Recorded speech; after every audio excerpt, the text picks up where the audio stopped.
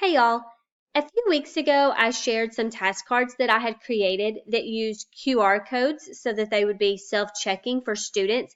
And I asked you if you knew how to make those types of task cards, and if not, if you would be interested in learning how. And several of you said that you would like to know how. So I want to show you exactly what I do to create these task cards using QR codes for today's Tech Tips Tuesday. So let's get started. You are going to start with your task cards. Go ahead and decide what topic that you want your students to practice and what types of questions you want to ask your students. I'm going to go ahead and exit out of the presentation mode and go into edit mode so I can show you exactly how to do this. Okay, so we're in editing mode here. We have our task cards set up.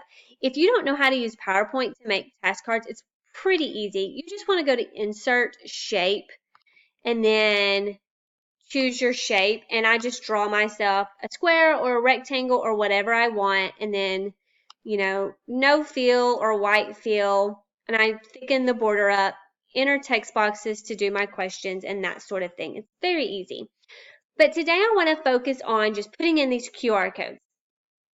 So after you create your QR codes, the first thing you're going to want to do is know what your answer is. What is it that you want the QR code to tell your students? So for this one, what is the area when the diameter is 6 feet? We know that the area of this circle would be 28.26 feet squared, or squared feet, however you prefer to say that. So what we're going to do is we will open up Google, and I'm going to back up. I already had it open, but I'll show you step by step here how I get there. And I just search for QR code generator, and there are several of them out there.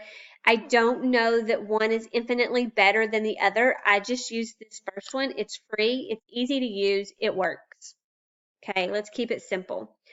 So if you've never used QR codes before, you're going to see here that you have several options of places or files that a QR code can lead someone to. So it could lead them to a website. So you could have your students go to a YouTube video on circumference and area. It could play them a song. It could show them a picture. It could load a PDF. There are several options. For task cards, though, that you just want your students to be able to have that answer, we're just going to choose text. And then in this box right here, we're going to type in that answer of 28.26 feet squared or squared feet, again, however you say that. Now, with this QR code generator, I have not been able to figure out how to do the exponent. I don't know if you can do that with other QR code generators, but I'll tell you, for me and my students, it's not that big of a deal. I have students who still struggle on correctly saying this, and so they want to say feet 2 or feet to the second power or feet times 2 or 2 feet. So I don't think having it typed out in words is the worst thing for my students. So type in your answer, and then you're going to click Create QR Code. And it's going to generate your QR code over here. From here, you can do some customizations if you want. Right now, it doesn't have a frame on it. You can choose to give it a frame that says Scan Me, and then choose kind of how that frame looks and where it's located. For my task cards, I like no frame. You can even color it if you want. And if you're going to print in color, this is a great option. I prefer to just print black and white on my favorite Astral Brights paper, so I'm just going to go with the black one. So after you get it customized the way you want, you're just going to download it right here as a JPEG. And then this pops up telling you it's going to start downloading. I'm going to go ahead and exit out of that. And I tell you what, I'm going to hop over here to my downloads and make sure I don't already have one in there so that I don't get confused. And I'll tell you a little bit more about that in a minute. So, okay, it downloaded as a JPEG. It's a picture. So to get it on my task card, I'm going to go to Insert, Pictures, and then I will go to my Downloads folder, and there it is.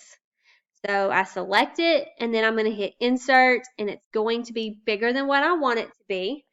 So to help me kind of get them all about the same size, I will overlay it because I can kind of see through that. And I'll scale it down and then just scoot it over here to where I want it. Okay, so here's what I was saying about getting rid of them from your download so that you don't get confused. When I get ready to do my next QR code, so I'm at my generator. This one's going to ask me to find circumference. The area is 13 feet, okay, or 13 feet. I'm going to create my QR code, do any customizations over here that I want to do, and I'm going to hit download. Now, I'm going to immediately exit out of this, go to my downloads folder, and delete this one so that when I go to insert it on my task card, there's only one in my downloads. Now, it will say, like if you have two here, the newest one will say frame, and then in parentheses, it'll say 1 or 2 or 3, depending on how many you have downloaded. I'm just so afraid that if I leave them all in there, I will confuse myself and select the wrong one.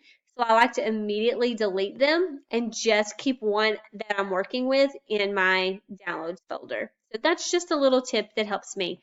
But that's all it is, guys. This QR code generator right here makes everything super, super easy.